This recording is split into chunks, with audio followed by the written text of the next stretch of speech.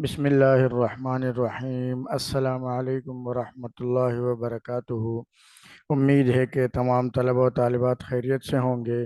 آج کی اس ویڈیو میں ہم آپ کے لیے 11ویں جماعت کی اسلامیات کی کتاب کے آیتیں اور احادیث لے کر آئے ہیں، اور اس میں طلبہ کے لیے ایک آسانی اور طلبہ کو یاد کرنے کے لیے ایک ٹرک لے کر آئے ہیں کہ کس طرح سے آیت و احادیث کو یاد رکھا جائے۔ کیونکہ پیپر میں ہمارے سامنے 7 یا 8 احادیث اور آیتیں مکس کر کے لے کر آتے ہیں بورڈ والے، تو پھر ہمارے طلبہ کو اس کو پہچاننے میں بھی مشکل ہوتی ہے اور ترجمے کو یاد رکھنا بھی مشکل ہوتا ہے۔ تو میں آج آپ کو اس ویڈیو میں ایک آسان طریقہ بتاؤں گا، جس کے بعد انشاءاللہ آپ کبھی بھی زندگی میں اس آیت کو بھولیں گے نہیں۔ جب بھی آیت آپ کے سامنے آئے گی تو ترجمہ آپ کے سامنے اس کا، آپ کے ذہن میں اس کا ترجمہ آ جائے گا۔ تو یہ 4 آیات اور احادیث کا ترجمہ لکھنا ہوتا ہے، 8 نمبر کا یہ حصہ ہوتا ہے۔ پہلی آیت ہے لَقَدْ كَانَ لَكُمْ فِي رَسُولِ اللَّهِ أُسْوَةٌ حَسَنَةٌ۔ اس کا ترجمہ ہے بے شک تمہارے لیے اللہ کے رسول کی زندگی میں بہترین نمونہ دستور حیات ہے۔ اب یہ جو آخری لفظ ہے اسوہ حسنہ، تو اس کو آپ جو ہے وہ ترجمے کے ساتھ ملا دیں کہ اسوہ حسنہ کے معنی بہترین زندگی۔ تو پہلے جو یہ ترجمہ ہے، اس کو یاد رکھنے کا طریقہ یہ ہے کہ ہم اس کو اپنے ذہن میں بٹھا لیں کہ بہترین زندگی والی آیت۔ تو اسوہ حسنہ لفظ اور بہترین زندگی، ان دونوں کو آپس میں ملا دیں تو یہ آیت آپ کو یاد ہو جائے گی۔ اس کے بعد دوسری آیت ہے وَاعْتَصِمُوا بِحَبْلِ اللَّهِ جَمِيعًا وَلَا تَفَرَّقُوا۔ ترجمہ ہے کہ تم اللہ کی رسی کو مضبوطی سے تھامے رہو اور آپس میں جھگڑا نہ کرو۔ تو ولا تفرقو اس کے معنی ہوتے ہیں جھگڑا نہ کرنا، تو اس کی آخری الفاظ بھی جھگڑا نہ کرو کے ہیں۔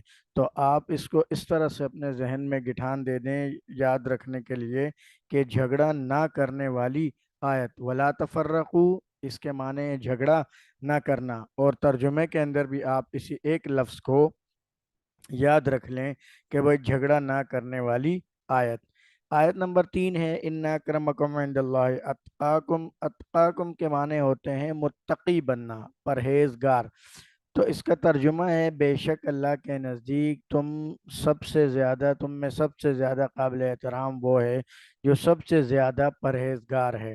تو اتقاکم، پرہیزگار، تو اس کو آپ اپنے ساتھ جو ہے وہ ذہن میں فٹ کر دیں کہ اتقاکم کے معنی پرہیزگار کے ہیں، تو یہ آیت پرہیزگاری والی آیت ہے جس کا ترجمہ یہ ہوگا۔ اس کے بعد آیت نمبر 4 ہے ان فی خلق السماوات والارض واختلاف اللیل والنہار لآیات لأولی الالباب۔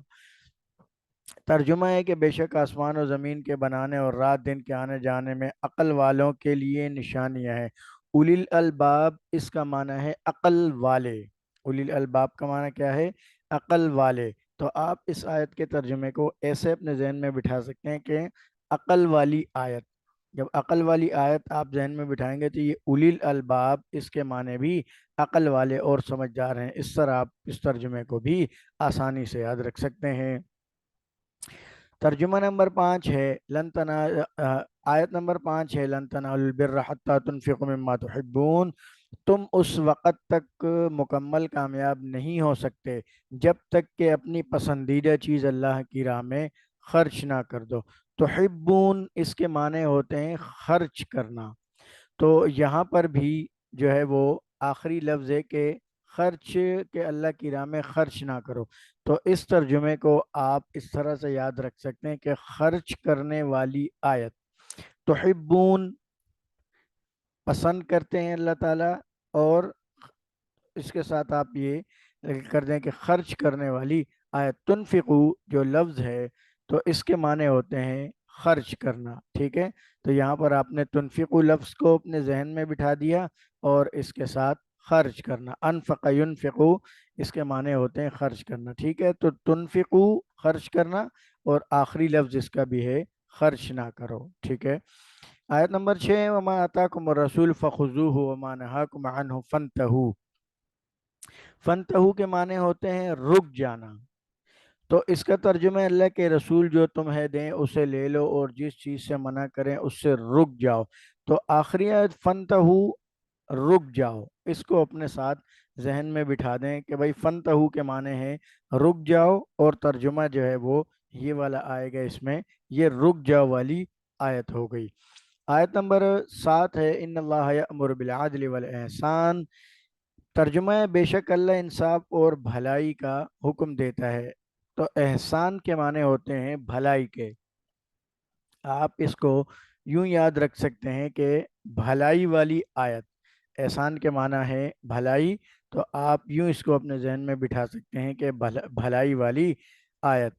آیت نمبر 8 ہے وَلَا تَكْسِبُ كُلُّ نَفْسٍ إِلَّا عَلَيْهَا وَلَا تَزِرُ وَازِرَةٌ وِزْرَ أُخْرَى، ترجمہ اور جو شخص گناہ کرتا ہے وہی اس کا ذمہ دار ہوگا، کوئی شخص اس کے گناہ کا بوجھ نہیں اٹھائے گا۔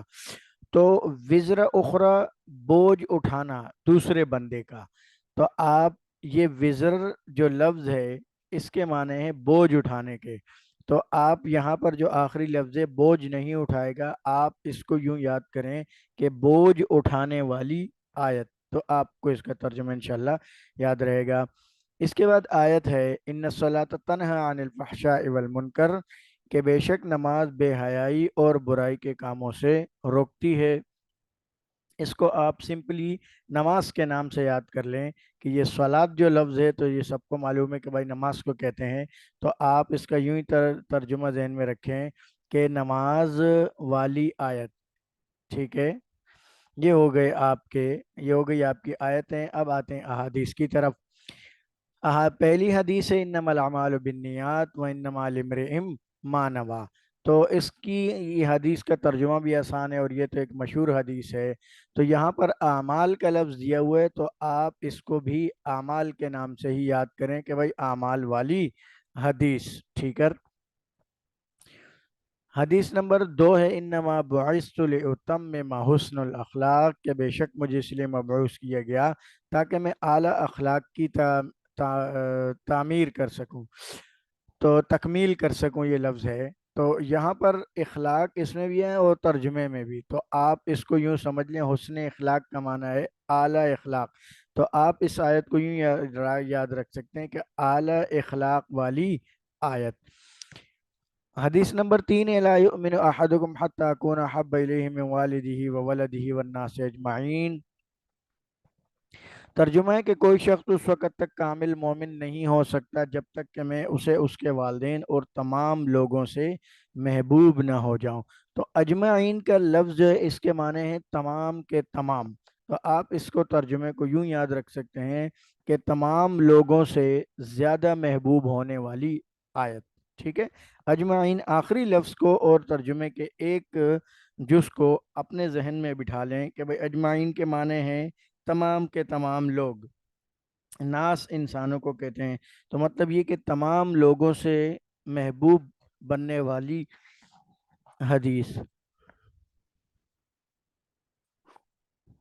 حدیث نمبر 4 ہے المسلم من سلم المسلمون من لسانہ و یدہ، لسان کہتے ہیں زبان کو اور ید کہتے ہیں ہاتھ کو، تو یہ بھی خیر ایک مشہور حدیث ہے، لیکن پھر بھی آپ ترجمہ اس کا زبان اور ہاتھ سے اس کو یاد رکھ سکیں کہ زبان اور ہاتھ والی حدیث، ٹھیک ہے؟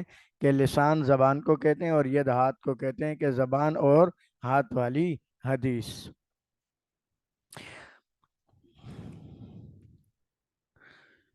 اچھا جی، اس کے بعد یہ حدیث نمبر 5 ہے ما من اقتصد، جس نے اعتدال پسندی اختیار کی وہ کبھی محتاج نہیں ہوگا۔ تو اقتصاد کے معنی ہوتے ہیں میانہ روی، تو آپ اس لفظ کے ساتھ ترجمے کو یاد رکھ سکتے ہیں کہ میانہ روی والی آیت۔ اقتصد یقتصد کے معنی ہوتے ہیں میانہ روی اختیار کرنا، تو آپ یہ لفظ اقتصاد اور اس کے ساتھ میانہ روی کو یاد کر لیں۔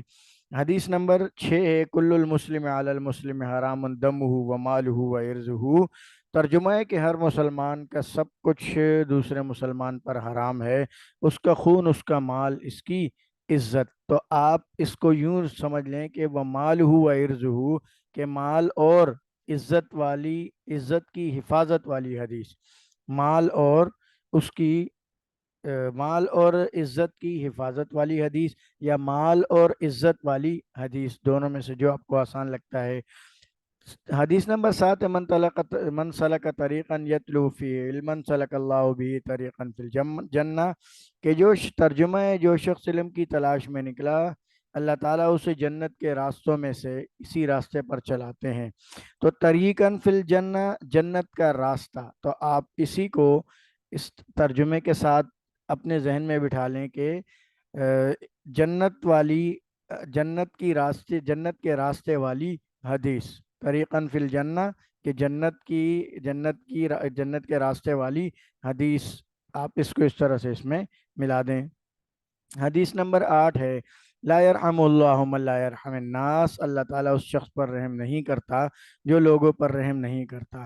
تو آپ اس کو یوں کر سکتے ہیں کہ رحم والی رحم والی حدیث، یعنی یہاں پر یہ یرحم اللہ بھی ہے، یرحم یہاں پر بھی، یہاں پر بھی یرحم ہے، دو دفعہ اس میں رحم آئے، تو آپ اس کو یوں یاد رکھ سکتے ہیں کہ رحم کرنے والی حدیث۔ تو عزیز طلبہ، یہ آپ کے سامنے چند آیات اور احادیث ہم نے جو ہے رکھ دی تاکہ آپ ان کو آسانی سے یاد کر سکیں، کیونکہ اسٹوڈنٹ یاد تو کر کے جاتے ہیں لیکن پیپر میں ان کو پھر یہ پتہ نہیں چلتا کہ یہ کس آیت کا، کون سی آیت ہے اور اس کا ترجمہ کیسے ہوگا۔ تو امید کرتا ہوں کہ اگر آپ اس کو یاد کر لیں گے تو انشاءاللہ آپ کی یہ پریشانی حل ہو جائے گی۔ اگلی ویڈیو تک کے لیے اجازت دیجیے، اس کو ضرور شیئر بھی کریں اور طلبہ سے، اور چینل کو سبسکرائب ضرور کریں۔ اللہ حافظ۔